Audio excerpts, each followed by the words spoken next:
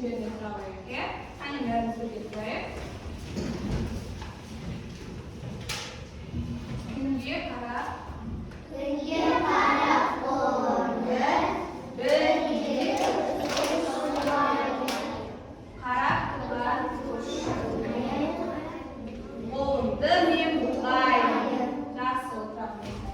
Так, балалар біз өткен сабақта қандай тақырыппен таныстық? Жыл мезгілдері дұрыс айтасыздар. Жыл мезгілдерін атайықшы, қандай жыл мезгілдері бар? Неше жыл мезгілі бар бізде? 4 жыл мезгілі бар. Дұрыс айтасыздар. Айтайық. Қыс, көктем, жаз.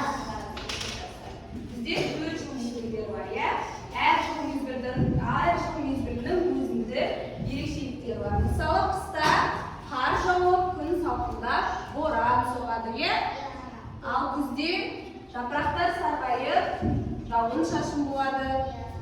Көктемде күн жылына бастайды, құстарымыз жылы жаққа ұшып келеді. Жазда күн ыси бастайды, иә?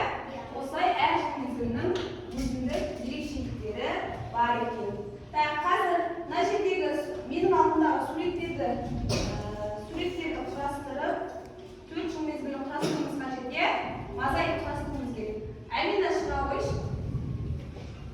Екіншіге осы суреттерді табу арқылы Жанел шыға қой, әдемі шыға қой, Алуа шыға қой.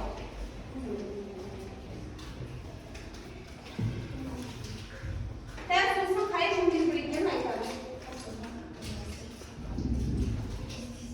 Бастырайын, шетінен, Амина шетінен бастар.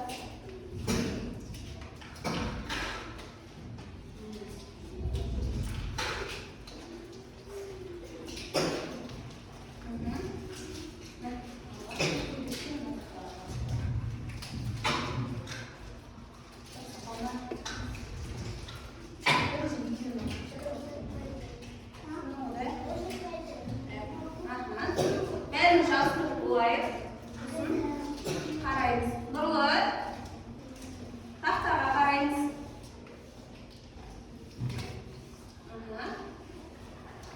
Қазір жеңгешке айтамыз. Қай жыл мезгілін құрастырды, қарап тұрайық.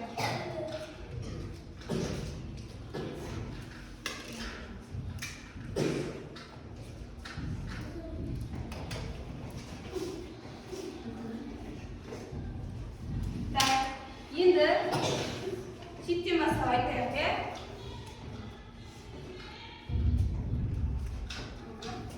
Жанел, сенде қандай жыл мезгілін құрастырдың? Күз мезгілі. Қандай күз мезгілінде не болып жатыр? Жаңбыр болып жатыр, дұрыс айтасың. Жақсы отырады. Одан кейін әдемі. Сенде қандай жыл мезгілі? Қыс мезгілін құрастырдың, иә? Қыста не болады? Қар болады. Жақсы отырады. Амина.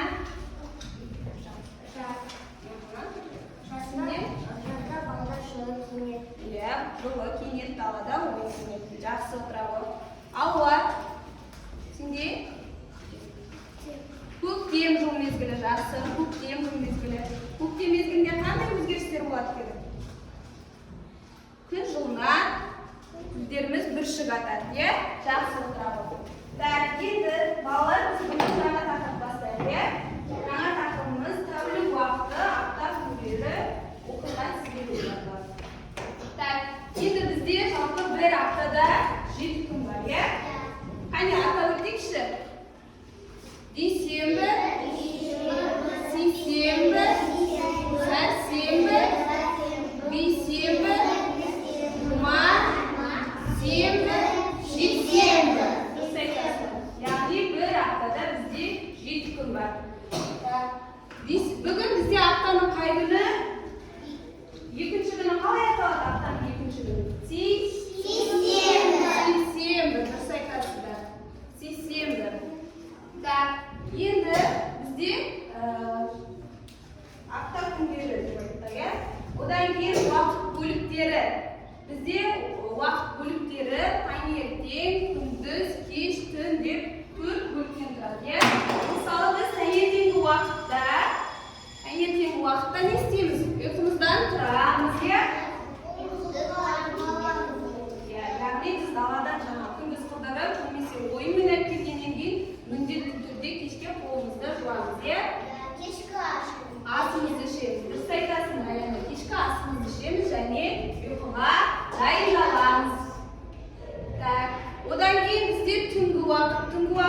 не істейміз батырхан? Ұйықтаймыз, яғни біз демаламыз, иә? Жақсы, бұл бізде уақыт бөліктері. Әр уақыт бөліктерінде жасалатын жұмыстар. Так, енді біз орнымыздан тұрып бір сөйлеу алайық, иә? Нұрлы травы. Bir tаңертең тұр. Екі шынығып екі. Үш тазалап тіс. Төрт сабындап жу бет. Бес киін кес. Жақсы. Так, енді отыра қояйық.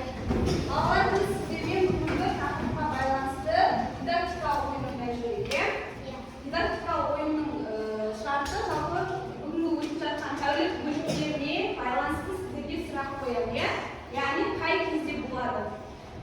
Менің қойған сұрағым дұрыс болса, қолымызды шапалақтаймыз, иә? Ал егер де дұрыс болмаса, шапалақтамаймыз. Сондықтан сұрақтарымызды мұқият тыңдап отырайық. Жарай ма? Так, тыңдаймыз. Алдымен кеш түседі, сонан соң түн болады. Дұрыс па? Дұрыс. Яғни бізде кеш түскеннен кейін түн болады, иә? Ұйықтайтын уақыт болады. Жақсы. Біз таңертеңгілікті тамақты кешке ішеміз. Таңертеңгілік тамақты кешке ішесіздер ме сіздер? Жоқ. Дұрыс па ол? Дұрыс емес. Яғни біз шапалақтамаймыз. Так, күндізде кейін кеш болады. Дұрыс па? Балалар? Иә. Күндізден кейін бізде кеш болады. Солай ма? Күндізден кейін кеш болады. Батырхан алдымызға қараймыз. Так, енді кітаппен жұмыс жасайық, иә? Бүгінгі тақырып бойынша сіздерге бірінші тапсырма жұмбақ тапсырылған. Жұмбақты шешеміз. Әуелі мен жұмбақты оқимыз, сіздер мұқият тыңдайсыздар. Батырхан алдыма қарай.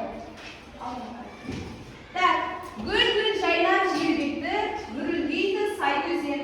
Гүл жазира жарасқан, гүлдер мен қай кезең?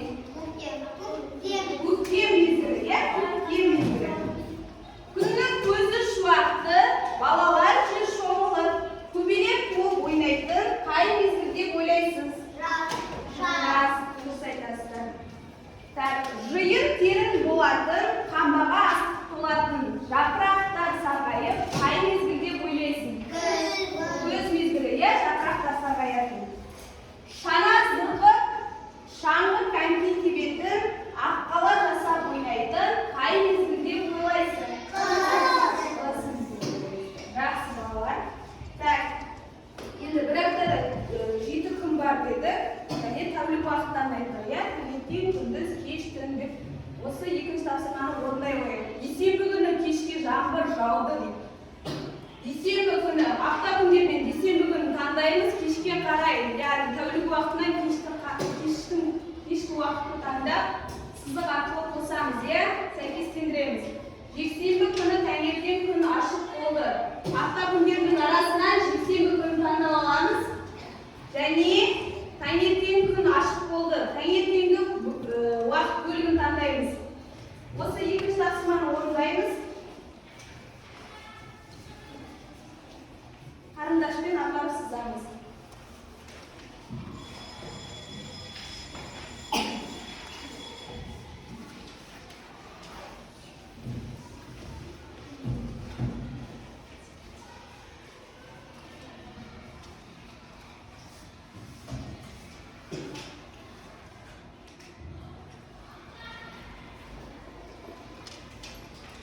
Так, сосын үшінші тапсырмада суреттерге қарап отырып, мысалдарды құрастыра отырып, есептерді шығарамыз. Жексенбі күні. Жексенбі күні бізде аптаның қай күні болып саналады? Жетінші күні болып саналады, иә?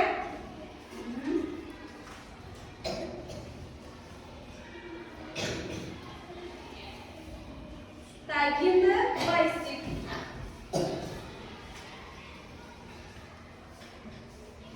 Тапсырмамызды үйден аяқтаймыз, иә? Қалған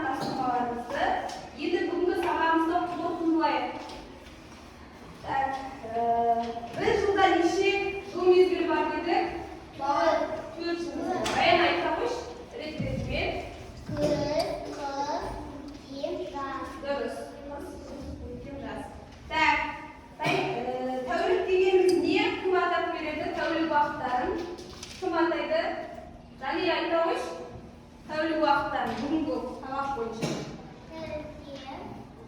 Күндіз. Дұрыс, жарайсың. Так, бізде бір аптада неше күн бар дедік?